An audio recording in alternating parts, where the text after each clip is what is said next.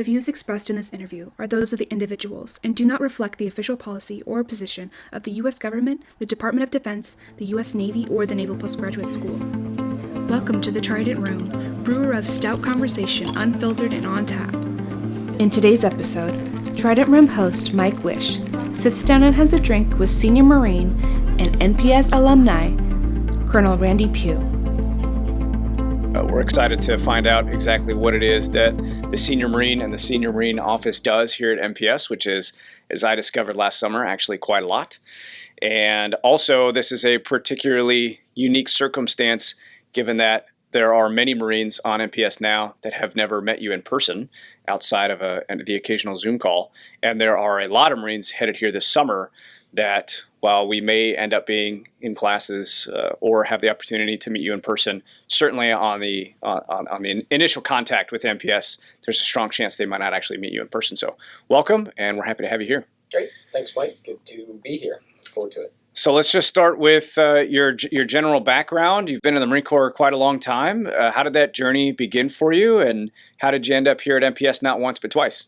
So it's a long story, but it basically starts in Annapolis, Maryland, which is where I was born, and grew up about 2.5 blocks from the Naval Academy, which is kind of a strange experience in that you go to school with kids in elementary and high school that were children of people that were at the Naval Academy as staff or faculty, and so I never really saw myself going to the Naval Academy. So ended up taking a different path, which was through Parris Island, South Carolina, as a reservist. I was a combat engineer.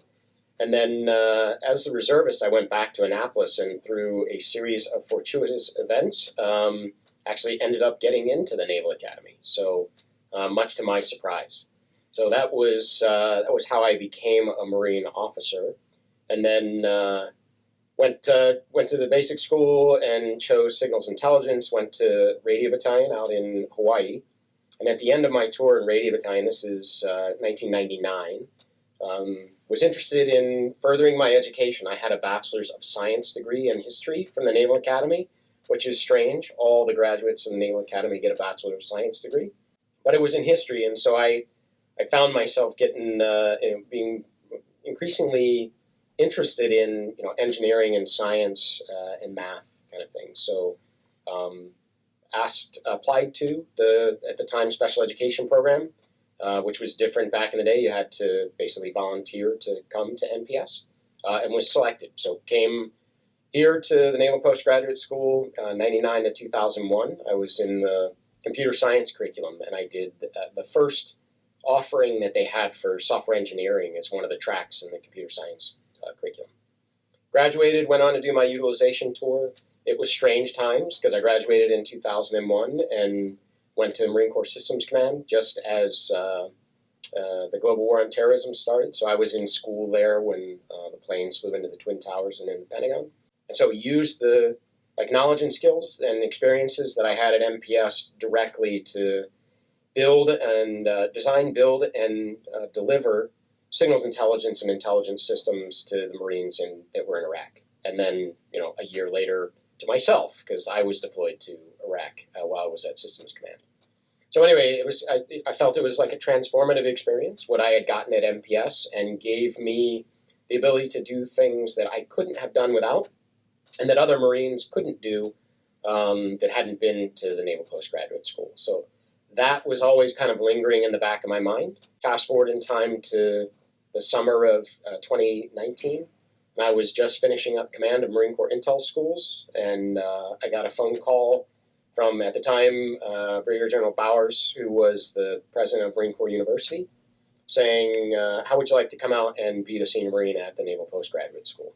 So he didn't even get to the last word before I accepted, and that's how I got here with, I think, the desire to give other people the kind of experience that I had had, and really to give the Marine Corps this whole cadre of officers and staff NCOs that could go out and do extraordinary things based on what they had gotten at the Naval Postgraduate School. So that is 28 years or whatever summarized in 15 sentences. So let's back up, because I want to cover some of these series of fortunate events. the first being your experience in and around Annapolis. I know that you happen to have worked on the campus grounds in some capacity before being a midshipman. So could you just explore that a little bit, and how did you end up going from that particular occupation to midshipman down the road? Yeah, so I left out the part of like I had no business being at the Naval Academy because that was like the townie or whatever that not only lived out in Annapolis, but I worked at the officers club as started as a dishwasher and then worked my way up to busboy and eventually waiter. And then I was even like the maitre d' or whatever, like seating people at Sunday brunch. So it's not a glamorous, story of like how I prepared myself for the future. But it was pretty cool because being at the Officers Club and being at the Naval Academy, it was always filled with alumni that were coming back. And so on any given Sunday, you were seating a Medal of Honor winner or, a World War II, like legitimate hero of World War II. I was waiting on their table or whatever it is. So I got to rub shoulders with, all these legends of naval history on an intimate basis because I worked at the Officers Club, which is probably, I had more interaction there as an 18 or 19-year-old kid than I've had since then with these legends of naval history. I bet that was a really cool experience. Yeah, pretty cool start. So, yeah, and I waited on the commandant once. So, oh, excellent! Yeah. And you were discovered of sorts there, right? I mean, that's how you made that transition. Was that someone maybe saw something in you that maybe you hadn't seen in yourself at that point, right? Yeah. So credit where credit is due. It was Commander Bob McCabe, who was living in the BOQ above the Officers Club, and he used to come down and sit at the bar and watch sports and eat dinner. He was a GO batch at the time, waiting for his wife was also in the Navy to show up.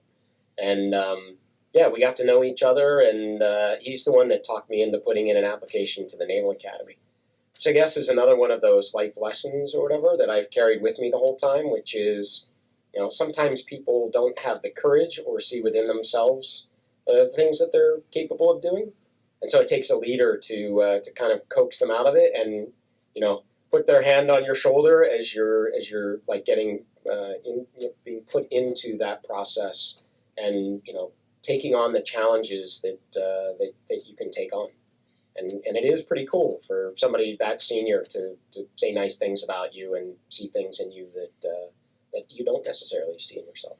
Well, the Marine Corps and NPS are certainly better for his foresight. So, yet to be determined. So every day, gotta earn it. So let's fast forward a little bit to your utilization tour. I know some of the Marines here or prospective students may be concerned about how applicable is their utilization tour going to be, and obviously everyone has a different experience. But in your experience, it sounds like you took everything that you learned and put it into your everyday job.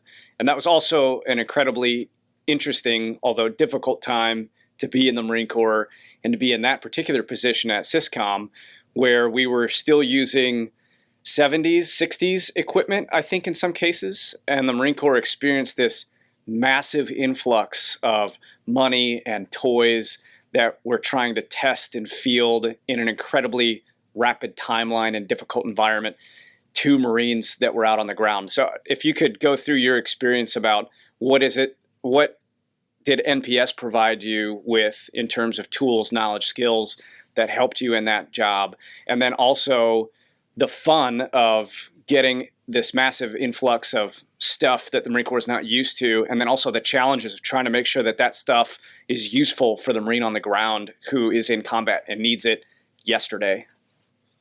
Yeah, so a lot of things that we could talk about here. I think two big ones, and the first one is the knowledge and skills thing that you talk about. So come into the Naval Postgraduate School and you take courses and you learn about things that, relational database class or whatever it is. Like, I had no idea how that worked. And at the end of the class, like, you do know how it works. And they build on each other. So it's progressive as you go through your time here, and you're gaining this additional, expertise as you go forward. And that is incredibly important when you get dropped into a place like Systems Command and, all the complexity of the acquisition process, but also all the technical complexity of the things that you're trying to build. I think that's important, but the most important part, as I look back on it, is this ability to, intellectual curiosity and the ability to think critically about things and creatively solve problems. And I think you do that every day at NPS, whether it's a project for a class or certainly the research and writing of a thesis. It is both, divergent and convergent. So, you have to open up the aperture and take in all of these different ideas, and some of them are in direct competition or conflict with each other, and you have to kind of rationalize which one you believe more, or go find more evidence to support one or the other. And then, once you got all of these scraps laid out on the table, then you have to make a decision. You have to come up with some conclusion to prove or disprove your thesis. And that ability to kind of open and close the aperture as you're making your way through that process.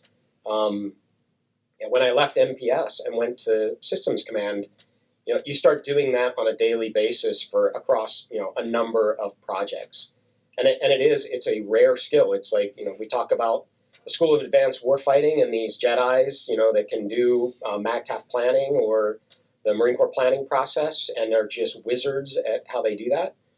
It's a similar skill, I think, only this one is kind of broadly applicable to all kinds of things, whether that's acquisition or whether that's operations.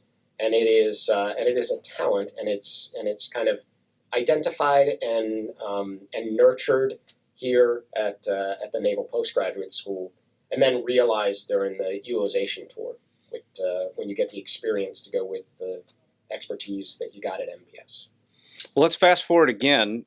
You're now the senior Marine here at NPS, and I think maybe at the outsider's perspective is that there's a lot of golf and beach activities with a little bit of school. I'd be lying if I said that I didn't have that picture a little bit in my mind when I came here. And I was fortunate enough to come here a quarter early for some personal circumstances. And the deal was that I would go help the senior Marine office out. And I thought I was getting a total hookup, and I was wrong. It's an incredible amount of work. There's a lot that goes on. I'm very fortunate to have had that experience, actually, looking back on it now. But in coming here, I did not know what the senior Marine office did. I knew there was a senior Marine, there was a deputy senior Marine, and then there was going to be me. And when I got here, I realized that one office is running what is essentially a battalion's worth of Marines. Now, the senior Marine office gets an incredible amount of support from the MARDET down at Presidio, Monterey. But what is it exactly that the senior Marine office is responsible for, and how is it that only a few people are managing to keep up with that workload? Yeah, so your recruiter lied to you. Sorry. That wouldn't be the first time. Yeah, no surprise there. I'm surprised that you thought you were getting a hookup from the Marine Corps. But that should have been my first clue that something was afoot, right? Yeah. Now you know. Yeah, but don't tell anybody else, because they won't show up here. Like the secret will be out. But there's at any one time 320 maybe 220 at the low end and 300 at the top end Marines that are at NPS. So there are 6 Marines that are getting their PhD. The majority of the Marines are getting their master's degree.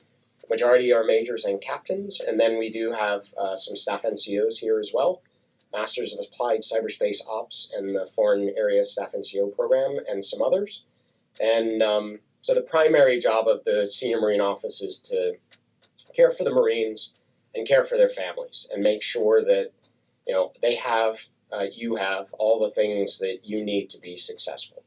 And sometimes that's dealing with your studies or classes or your thesis, and sometimes that's other things like people families have babies and have parents who get sick or pass away or have family emergencies or all number of things, issues with housing.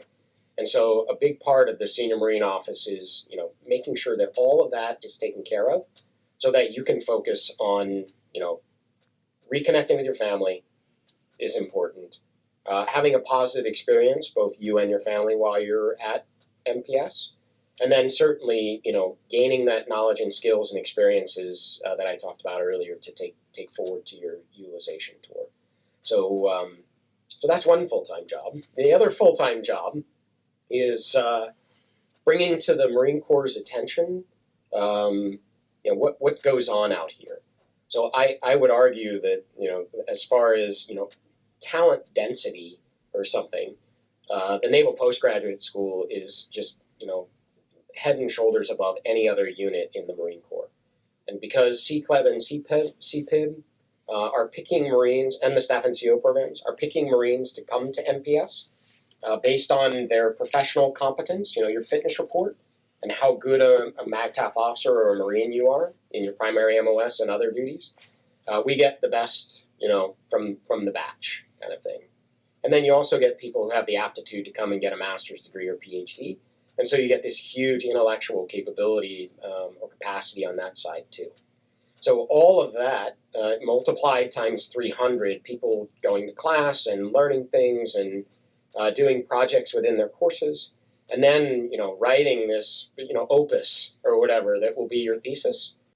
9 months to 12 months worth of research, on some really complex problem, and then 100 pages of text that breaks the whole thing down and then synthesizes these insights at the end.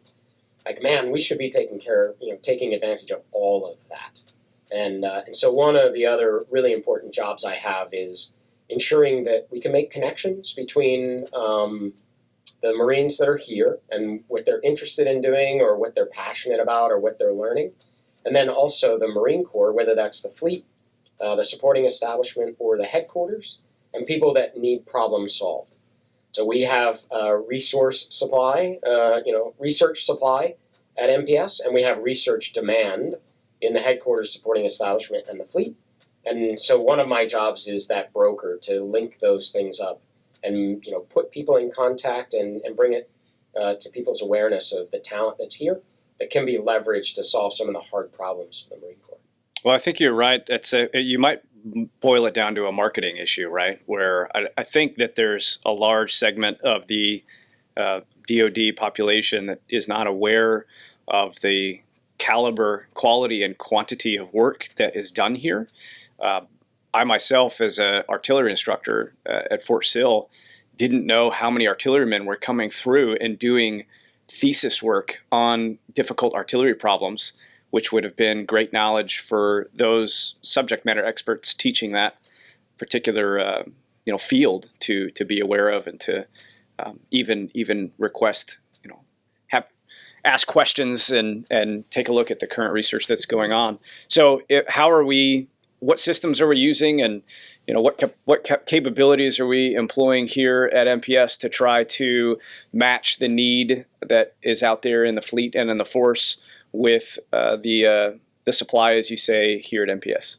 Yeah, before I answer that question, one important point that you reminded me of as you were talking, which is the other thing that MPS, kind of the magic or whatever of MPS, is the diversity of the student body. So there's 1,500 students, 300 of them are Marines. There's a large contingent of international officers. Every service is represented. You have everything from, until just recently, an NCO all the way to, lieutenant colonels and captains or colonels. And all from different MOSs or warfighting areas, and all from, the four corners of the globe, based on their tours that they have accomplished in the past or just came from. And so the other thing that you get is you get a lot of artillery officers at MPS that are researching something related to artillery, but you also have people that were intelligence officers, or people that were FA-18 pilots, or people that were logisticians. And everybody is looking at this problem through a different lens, which, this diversity of experiences and diversity of thought and expertise allows you to solve these really complex problems in ways that you can't with just a bunch of artillery officers. And just to follow that thought, we also get, you come to MPS based on your ability to complete a curriculum. And so what you end up with is somebody who was an adjutant who's here doing space systems. And so, that is in many ways, a positive thing, because a whole different perspective on things, a whole new injection of different experiences and insights that you would never get if you just took intel people or comm people and put them in space systems. So that diversity, how do we harness all of that at MPS? And then to get to your question, finally, how do we harness it at MPS, but then also make those connections outside of MPS to the larger enterprise? And so I think the answer to all our hopes and dreams is a system that we're building called ATHENA. So we chose the name ATHENA because Athena is the goddess of wisdom and the goddess of war. And the idea is to link together the PhDs and the very technical depth that we have at MPS with the operational experience and warfighting experience that we have with the student body at MPS. And so what Athena is, it's a cloud-based system. It dips a straw into half a dozen different databases that contain completed research, ongoing research, or potential topics for future research, and then organizes them into communities of interest. So you tell me what you're interested in, and swarming drones, or fire control, fire support coordination, say. And so we cluster all of the completed, ongoing, and potential topics for future research about fire control or fire support coordination. And then while you're there, you'll see that research. And then you'll also meet other people that had similar interests. And so it is, we call it a marketplace of ideas. And so in this marketplace, you wander into the mall and you go to the store that you're interested in. And then inside the store, you'll find things that interest you. But you'll also find other people that are browsing the shelves, while you're there. And the idea is that you can link up there with fellow researchers, with research sponsors, and then kind of most importantly, at least in my mind, are the consumers of your research. So when you're done writing your thesis, who's going to read it? You will have met them on Athena and established them as part of your research team. So getting data, getting money for TAD, getting advocacy, finding people that fill talent holes in your team can all be done through Athena. And then most importantly, again, a place to hand it when you're done and somebody to implement whatever it is that you've discovered. Yeah, not to backtrack too far, but you're absolutely right. When I got here last summer, before classes started, I was on the Dudley Knox Library site, and I was looking through for cool artillery thesis work that had been done in the past, and not all of it was done by artillery officers. In fact, one of them was done by a naval officer. So you're absolutely right that one of the nice things is that when you get this group of people here with their varied interests, it may not exactly match up with their current military occupational specialty, but if they're fascinated by drone swarming, say, then they can contribute significantly to an area of research that's needed, and then, of course, broaden their own horizons and that of their fellow students as well. But so Athena is up and running now, right? And a prospective student who might be checking in here in a month or two could log on and start to surf the shelves, as you say, for potential projects and research to work on. And Athena's not just for students, right? If there's someone in the force or in the fleet that is looking potentially at what research has been done in a particular area of need, or looking for a student that they are hoping to get on board with something that they need, they could find them that way, right? Yeah, so there's a prototype that we built that's up and running. It's only available inside of MPS, so if you have an mps.edu email account, you can get to it. And you can see all the completed, ongoing, and potential topics for future research in there, and it's organized by those communities of interest. And so right now, if you're a student and and you either want to see what was done, what has been done, what is being done, or what you might do, you can certainly go on there and find those things. We're working right now to build an improved version. The idea will be that it is a collaborative research tool, so not just Thesis Tinder, where you can swipe left or right depending on whether you like a topic or not.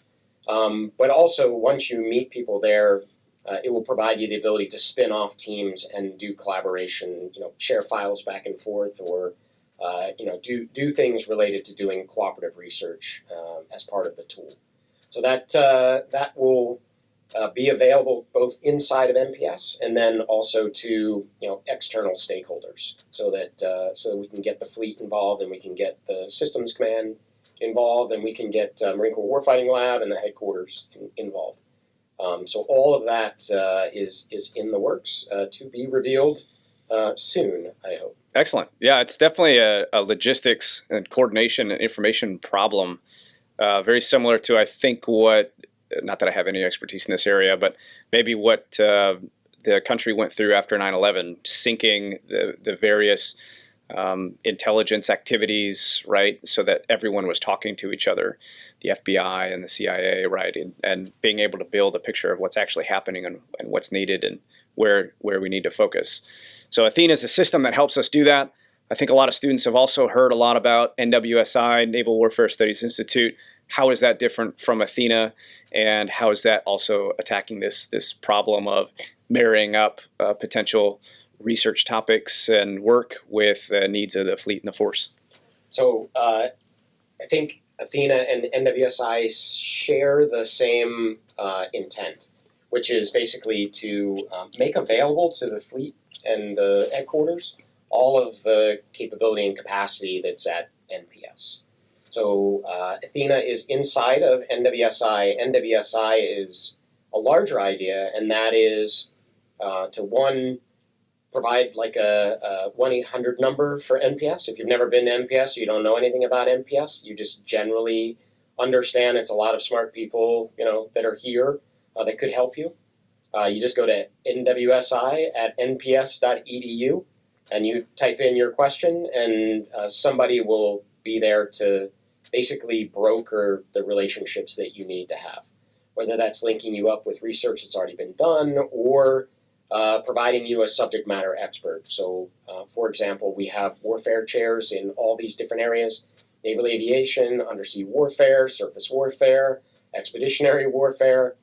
So if you have a question about any of those things, we can link you up with somebody with 20 to 30 years of experience in that area, as well as PhDs that are working on cutting edge research related to that area. So that 1-800 easy help desk to get into NPS is one big function. I talked about Athena, and basically brokering, linking up supply and demand of research is another thing that we'll do that we do within NWSI. And then the other thing I think is really important about NWSI is just ensuring that inside of NPS, the faculty and students are kept current on what's going on in the Navy and Marine Corps. So the other day we held what we call a Sea Power Conversation. It was an interview with the 3 authors of the Tri-Service Maritime Strategy. So one Navy captain, one Marine colonel, and one Coast Guard commander. And the interview was about the Tri-Service Maritime Strategy and why it was written and kind of the big pillars of ideas that were inside of the strategy, really so that the students here and the faculty here could be keep in sync, stay aligned, and shoulder to shoulder with the services as they go forward with new concepts or new capabilities. So we talk about distributed maritime operations and expeditionary advanced space operations. What does the new MCDP on competing, what does that mean, and why did the Marine Corps write it, and what are the implications for what that means for Marine Corps operations? All of that so that we can be consistent and complementary to the direction that the Marine Corps and Navy are going. So there are lots of change right now. Commandant's planning guidance, soaked in the blood of sacred cows, as it has been said, as well as the CNO's NAV plan. And so with all of this dynamic change going on, we need to make sure that, inside of NPS, we never lose step with what's going on. So NWSI seeks to do that through providing resources and information and services to the faculty and students. Well, it's a fantastic program, and this is really a unique place to be. I can recall probably at the younger ranks, at any time that guidance came out, it seems to come out of the blue, and especially if it takes the Marine Corps in a different direction, you see a lot of resistance to that, right? Where we tend to want to do things the way we've always done, and without any context for the discussion and OPTs and wargaming that has gone into a lot of those things, it's easy to get stuck in that mindset. But to have an opportunity, as the example that you use there, where you have the authors present and you can ask questions and you can see where that guidance is coming from and where the service is going, I think is a pretty fantastic opportunity. That's a great observation. So, the goodness is in the planning, not in the plan. Right. And so if you didn't sit in the room, it's all you see is the answer with the box around it at the end. Exactly. But the ability to go back and hey, can you show me the math how you got here? And by doing that, I think people, one, demystifies it, but two, also I agree with you. I'm on board with that. I'm on the team, and it sure makes things easier going forward when you don't have either passive resistance or just a misunderstanding about why it's there at all. Or apathy. Right, or just waiting it out. That's or whatever. right, exactly. Yeah, we'll have another comment shortly. Yeah. Well, that's fantastic. So the Senior Marine Office is busy, is I think the moral of the story there. And but I can say firsthand that you and Lieutenant Colonel Forbell do a fantastic job. And for only a 2-person office, essentially, now Katie's on board and helping out. That there's a lot of work being done in there, and that everybody cares about the Marines, and everybody's actively working hard to solve problems. And the student staff is great too, that come on for about 6-month rotations to help get new Marines in and get folks settled and work through problems as well. So two last thoughts based on that, which is, we're busy, but we're never too busy to take care of the Marines. So whatever it is that we're working on, the number one priority is taking care of the Marines. I think everyone learns early in their career, take care of the Marines will take care of the mission. So at MPS, that means taking care of you as students. So we'll drop everything if you need something. So don't think we're too busy to take care of whatever it is that you need to have done, no matter how big or small it may be. And then the second thing that I would like to end with is we couldn't do it without the students. So the three of us, certainly all that work is not being done by 3 of us. And so we have student staff that volunteer and Marines that, when something comes up, we put out the word and people jump to help out. So it's pretty cool to be part of this community. It's clearly everyone is pulling on the rope as much as they possibly can based on their own personal circumstances. And if you need somebody to carry your pack, that's fine, because everybody recognizes that you'll be carrying theirs, sooner or later. So it's a pretty cool unit to be part of, and privileged to be the Senior Marine here. Well, final question here as we wrap up then, is there are a lot of new Marines coming this summer. In fact, we just had a Zoom call for the Marines and their spouses yesterday. And one of the things that the Marines will have the opportunity to do when they get here, if they're not able to meet you in person, is that each one of them is going to get a 30-minute Zoom call with you, kind of an in-call, which unfortunately, because of the number of students, it takes quite some time for you to be able to get those done. I know that, having scheduled them for about 5 months. Yeah, 60 hours. Yeah. It's fine. But,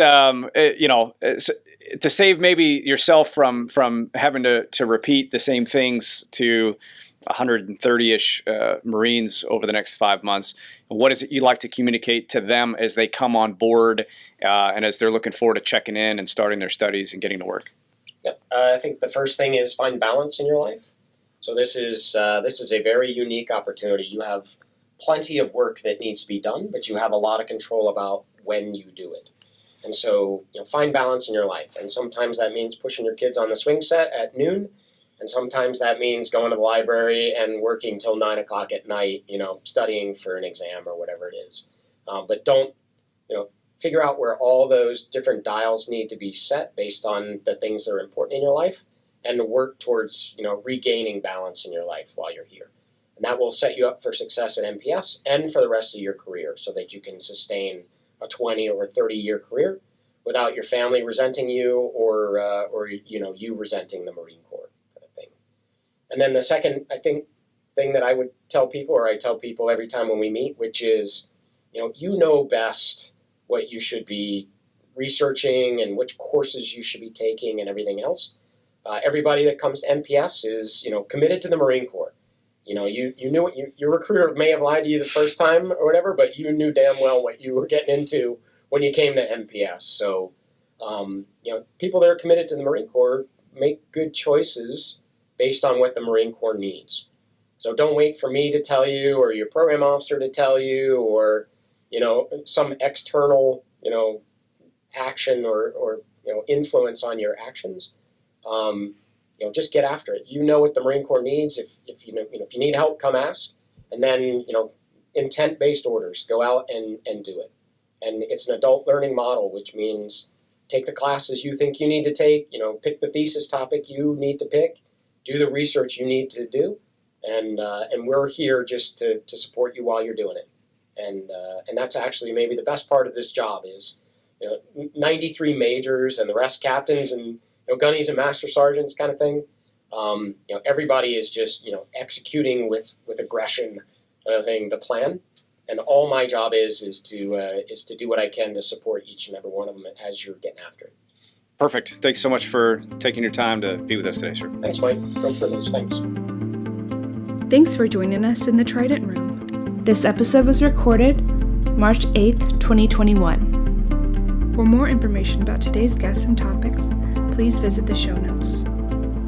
The Trident Room has been brought to you by the Naval Postgraduate School, Alumni Association, and Foundation. For questions, comments, and suggestions, please email us at tridentroompodcasthost@nps.edu and find us online at nps.edu/Trident Room Podcast.